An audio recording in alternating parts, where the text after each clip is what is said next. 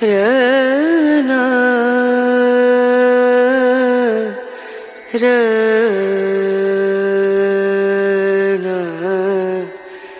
ರನು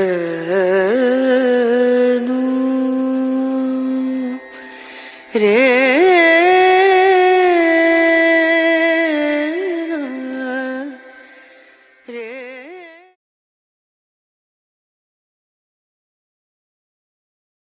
ಆತ್ಮ ನಮಸ್ಕಾರ.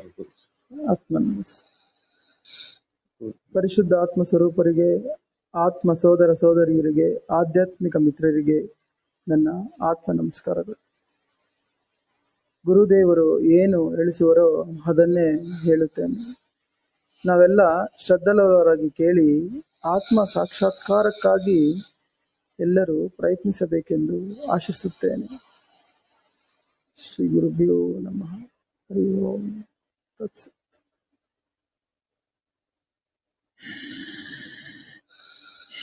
ಜೈಶ್ರೀ.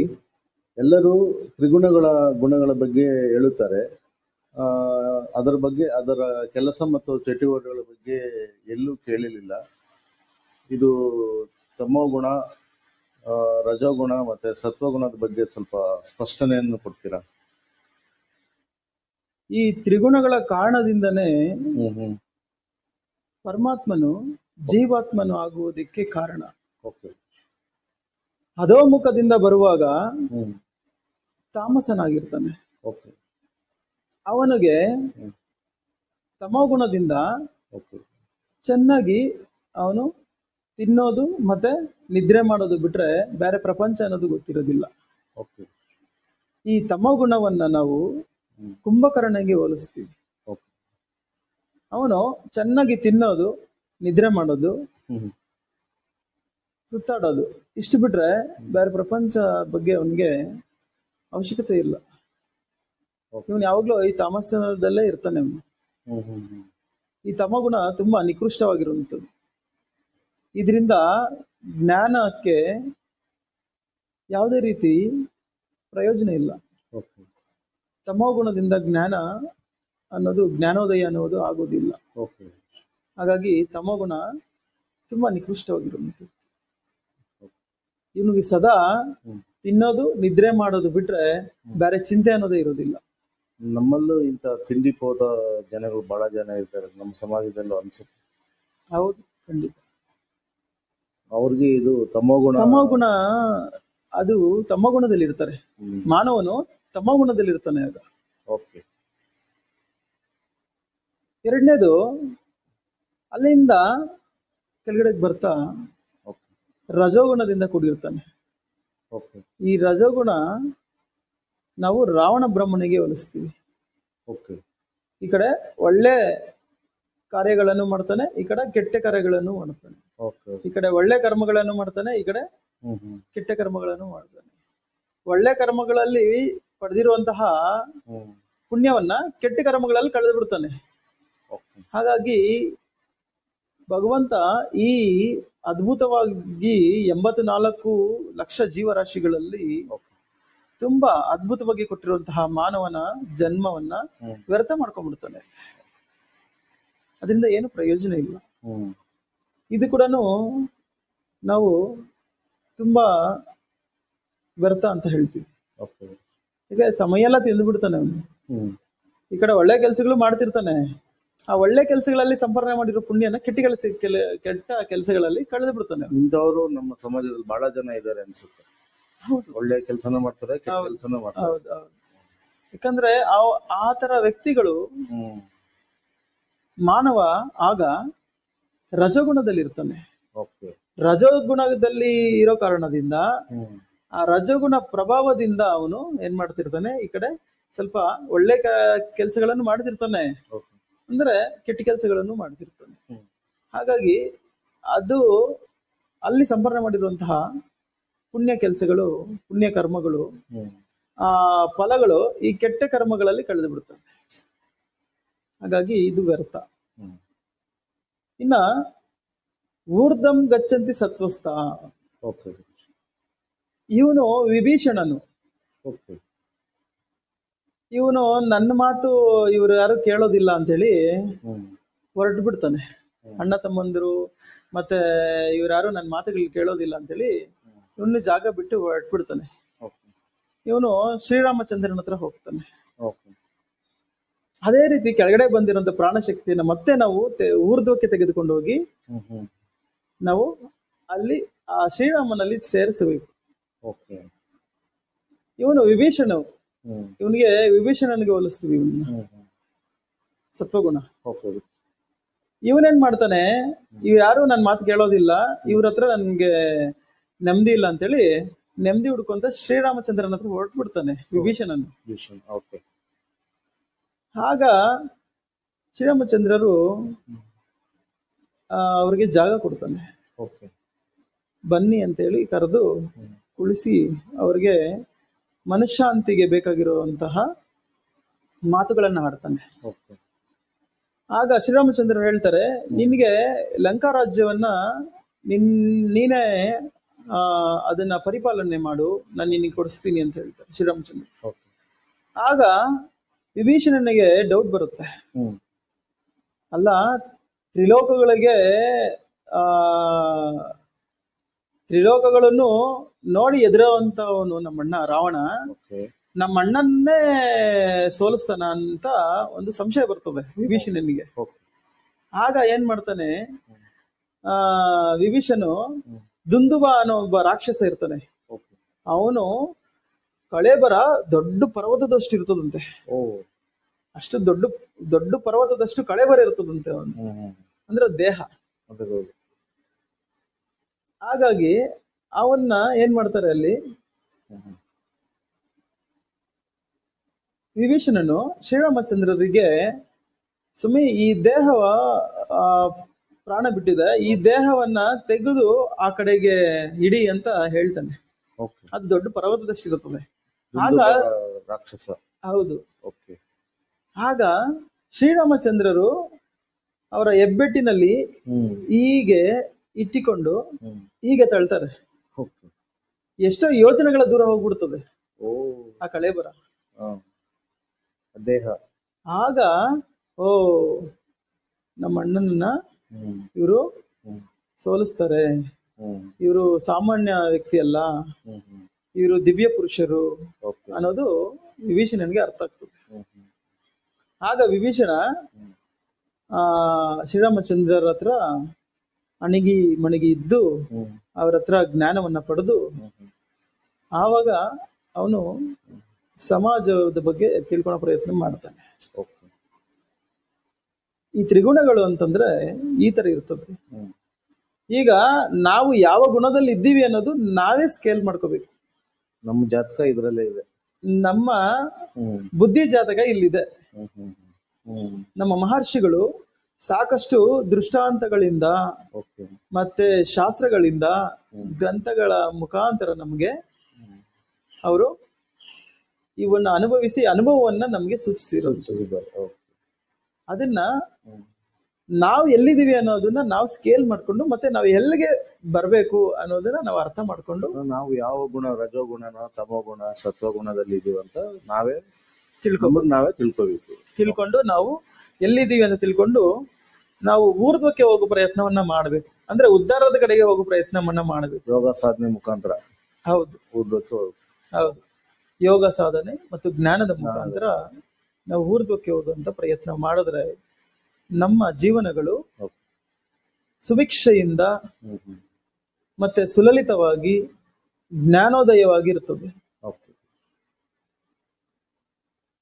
ಹಾಗಾಗಿ ಪ್ರತಿಯೊಬ್ಬ ಮಾನವನು ಈ ತ್ರಿಗುಣಗಳಲ್ಲಿ ಸಿಲುಕಿಕೊಂಡು ಅವನು ಒದ್ದಾಡ್ತಾ ಇದ್ದಾನೆ. ಈ ಮೂರು ಸ್ಥಿತಿಗಳನ್ನ ದಾಟಿ 4ನೇ ಸ್ಥಿತಿಗೆ ಹೋಗ್ಬೇಕು ಪ್ರತಿಯೊಬ್ಬ ಮಾನವನು. ಆ 4ನೇ ಸ್ಥಿತಿ ಏನೇ ಬಾಹ್ಯಾಕಾಶ ಸ್ಥಿತಿ, ತುರಿಯ ಸ್ಥಿತಿ. ಈ ಸ್ಥಿತಿಗೆ ಹೋಗೋದಿಕ್ಕೇನೆ ಮಾನವನ ಜನ್ಮ 84 ಲಕ್ಷ ಜೀವರಾಶಿಗಳಲ್ಲೂ ಶ್ರೇಷ್ಠ ಎಂದು ಹೇಳ್ತೀವಿ ನಾವು. ನಮ್ಮ ಮಹರ್ಷಿಗಳು ಹೇಳ್ತಾರೆ. ಏಕೆ 84 ಲಕ್ಷ ಜೀವರಾಶಿಗಳಲ್ಲೂ ಮಾನವನ ಜನ್ಮ ತುಂಬಾ ದುರ್ಲಭ ಮತ್ತು ತುಂಬಾ ಶ್ರೇಷ್ಠ ಅಂತ ಹೇಳ್ತಾರೆ ನಮ್ಮ ಮಹರ್ಷಿಗಳು ಅಂತಂದ್ರೆ, ಈ ಮಾನವನ ಜನ್ಮದಲ್ಲಿ ಮಾತ್ರನೇ ನಾವು ಜ್ಞಾನವನ್ನ ಪಡೆಯಬಹುದು. ಓಕೆ. ಬೇರೆ ಜನ್ಮಗಳಲ್ಲಿ ಪಡೆಯೋದಕ್ಕಾಗೋದಿಲ್ಲ. ಎಲ್ಲಾ ಜೀವರಾಶಿಗಳು ಪ್ರಯತ್ನ ಮಾನವನ ಜನ್ಮವನ್ನು ಪಡೆಯೋದೇ ಅದರ ಪ್ರಯತ್ನ, ಅದರ ಧ್ಯೇಯ. ಮಾನವನ ಜನ್ಮ ಮಾತ್ರ ಪರಮಾತ್ಮನನ್ನು ಸೇರುವುದೇ ಅವನ ಧ್ಯೇಯ. ಯಾವುದೋ ಒಂದು ಶಕ್ತಿ ನಡೆಸ್ತಾ ಇದೆ, ಆ ಶಕ್ತಿಯನ್ನ ಬಿಟ್ಟು ನಾವು ಬಂದಿದೀವಿ, ಮತ್ತೆ ಆ ಶಕ್ತಿಯಲ್ಲಿ ಹೋಗಿ ಸೇರ್ಬೇಕು. ಇದೇ ಮಾನವನ ಮೂಲ ಉದ್ದೇಶ, ಮಾನವನ ಜನ್ಮದ ಮುಖ್ಯ ಉದ್ದೇಶ. ಇದರ ಬಗ್ಗೆ ನಾವು ಆದಷ್ಟು ಸಮಯವನ್ನು ವ್ಯರ್ಥ ಮಾಡದೆ, ಯಾಕಂತಂದ್ರೆ ಅತ್ಯಂತ ಸನ್ನಿಹಿತೋ ಮೃತ್ಯು ಕರ್ತವ್ಯಂ ಧರ್ಮ ಸಂಗ್ರಹಣ ಅಂತೇಳಿ ನಮ್ಗೆ ಭಗವದ್ಗೀತೆಯಲ್ಲಿ ಸ್ವಾಮಿ ಹೇಳಿದ್ದಾರೆ. ಡೇ ಬೈ ಡೇ ದಿನ ಕಳೀತಾ ಇದೆ. ಹೌದು, ಪ್ರತಿ ದಿವಸನೂ ನಾವು ಸಾವಿಗೆ ಹತ್ರ ಹೋಗ್ತೇವೆ. ಹೌದು. ಅತ್ಯಂತ ಸನ್ನಿಹಿತ ಮೃತ್ಯು ಹತ್ರನೇ ಇದೆ. ನಾವೇನ್ ಅನ್ಕೊಂತೀವಿ ಭ್ರಮೆಯಲ್ಲಿ, ಇನ್ನ ನಾನು ಅದು ಮಾಡ್ಬೇಕು, ಇದು ಮಾಡ್ಬೇಕು, ಇನ್ನ ನಾನು ಅಲ್ಲೋಗ್ಬೇಕು, ಇಲ್ಲೋಗ್ಬೇಕು, ಇನ್ನ ನನಗೆ ಟೈಮ್ ಇದೆ ಅಂತ ಅನ್ಕೊಂತಾ ಇರ್ತೀವಿ. ಇಲ್ಲೇನ್ ಹೇಳ್ತಿದ್ದಾರೆ, ಅತ್ಯಂತ ಸನ್ನಿಹಿತ ಮೃತ್ಯು ತುಂಬಾ ಹತ್ರನೇ ಇದೆ, ದೂರ ಏನಿಲ್ಲ. ಪ್ರತಿ ದಿವಸ ನಾವು ಸಾವಿಗೆ ಹತ್ರ ಆಗ್ತಾ ಇದೀವಿ, ಸಾವಿಗೆ ದೂರ ಆಗ್ತಾ ಇಲ್ಲ. ಅದನ್ನ ನಾವು ಇಟ್ಕೋಬೇಕು ತಲೆಯಲ್ಲಿ. ಪ್ರತಿ ದಿವಸ ನಾವು ಸಾವಿಗೆ ಹತ್ರ ಆಗ್ತಾ ಇದೀವಿ. ಹಾಗಾಗಿ ಯಾವಾಗ ನಾಳೆನೇ ಇರ್ಬೋದು ಅಥವಾ ಯಾವಾಗಾದ್ರೂ ಇರ್ಬೋದು, ಹೇಳಕ್ಕಾಗೋದಿಲ್ಲ. ಆದ್ರೆ ಅದ್ರ ಬಗ್ಗೆ ಚಿಂತೆ ಮಾಡದೆ ಕರ್ತವ್ಯಂ ಧರ್ಮ ಸಂಗ್ರಹಣ ಏನ್ ಹೇಳ್ತಿದ್ದಾರೆ, ನಿನ್ನ ಕರ್ತವ್ಯವೇನು, ಧರ್ಮವನ್ನ ಸಂಗ್ರಹಣೆ ಮಾಡಿ ಇಟ್ಕೋಬೇಕು ಅಂತ ಹೇಳ್ತಿದ್ದಾರೆ. ಧರ್ಮ ಅಂತಂದ್ರೆ ಸಹಿ ಧರ್ಮ ಸಪರ್ಯಾತು ಬ್ರಹ್ಮಪದ ಒಂದೇ ವೇದನಂ ನೈವ ಧರ್ಮಿ ನಚ ಧರ್ಮಿ ನಚ ಶುಭ ಅಶುಭಿ ಅಂತೇಳಿ ಭೀಷ್ಮ ಪರ್ವದಲ್ಲಿ, ಭಾರತದಲ್ಲಿ ಭೀಷ್ಮ ಪರ್ವತದಲ್ಲಿ ಭೀಷ್ಮಾಚಾರ್ಯರು ಧರ್ಮರಾಯರಿಗೆ ಹೇಳ್ತಾರೆ, ಓ ಧರ್ಮರಾಯ, ಸಹಿ ಧರ್ಮ ಸಪರ್ಯಾತು ಅಂದ್ರೆ ನೀನು ಏನೋ ಒಂದಷ್ಟು ನೀನ್ ಪ್ರಾರಬ್ಧ ಮಾಡ್ಕೊಂಡಿದ್ಯಾ, ಅದನ್ನ ನೀನು ಸಂಪಾದನೆ ಮಾಡಿರೋದು ಅವನ್ಗೂ ದಾನ ಧರ್ಮ ಮಾಡ್ತೀಯಾ, ಆ ಧರ್ಮ ಈ ಧರ್ಮ ಇದೆಲ್ಲ ಯಾ ಧರ್ಮ. ಸಹಿ ಧರ್ಮ ಸಪರ್ಯಾತ್ ಬ್ರಹ್ಮಪದ ಒಂದೇ ವೇದನಂ ನೈವ ಧರ್ಮಿ ನಚ ಧರ್ಮಿ ನಚ ಶುಭ ಅಶುಭಿ ಅಂದ್ರೆ ಶುಭಗಳು ಅಶುಭಗಳು ಧರ್ಮ ಅಲ್ಲ. ಶುಭಗಳು ಅಶುಭಗಳು ಅದು ಫಲಗಳು, ಅದು ಧರ್ಮ ಅಲ್ಲ.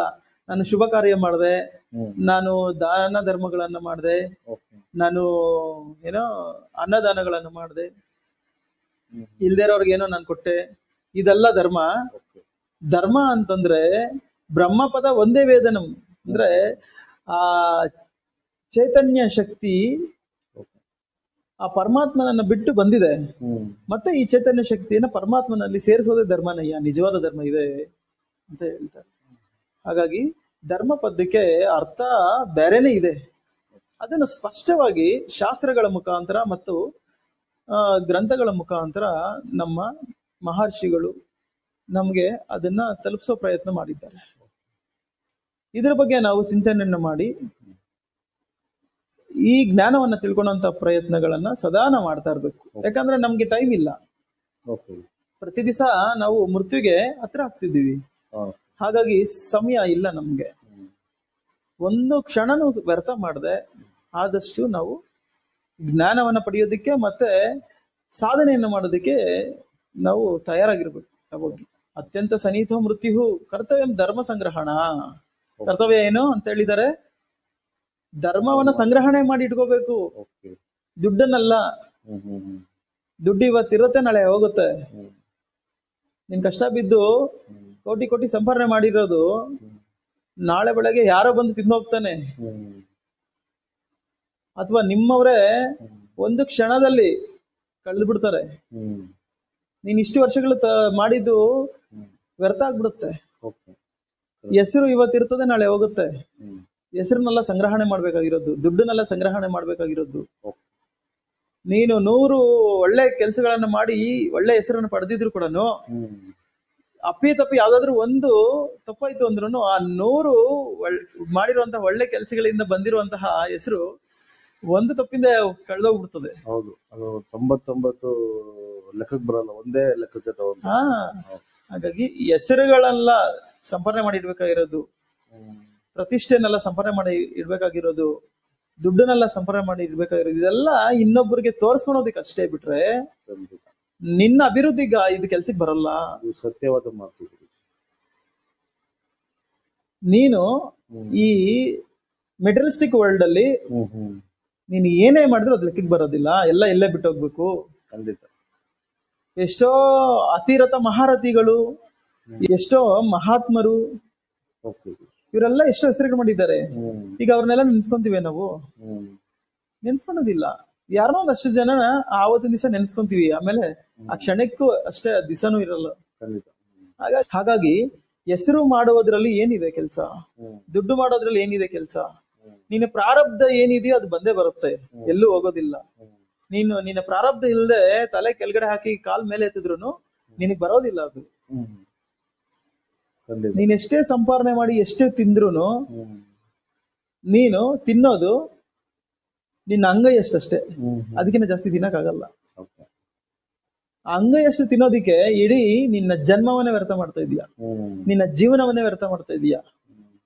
ನಾನು ನಂದು ನನಗೆ ಅಂತೇಳಿ ಸ್ವಾರ್ಥದಿಂದ ಸ್ವಾರ್ಥ ಪರವಾಗಿ ನೀನು ಒದ್ದಾಡ್ತಾ ಇದೀಯ, ನೆಮ್ಮದಿ ಇಲ್ಲದೆ. ಇದಕ್ಕೆ ನಾವು ಬಂದಿಲ್ಲ.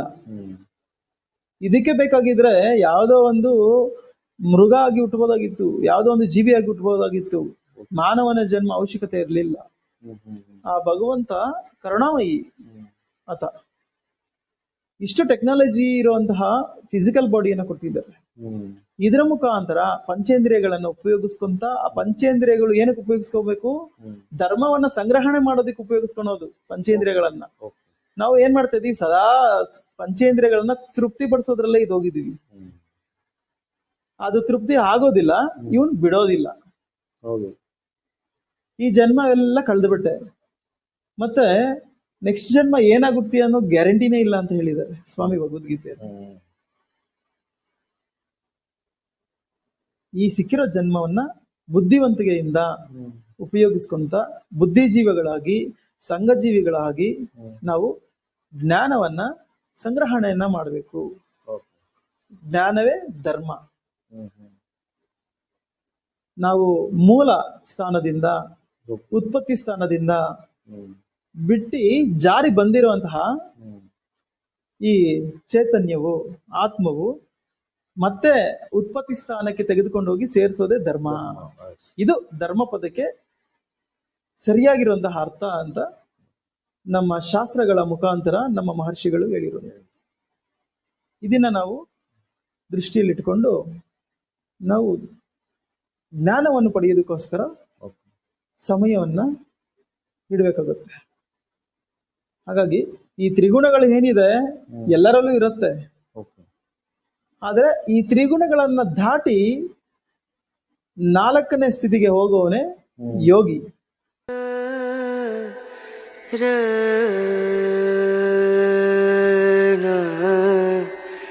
ರ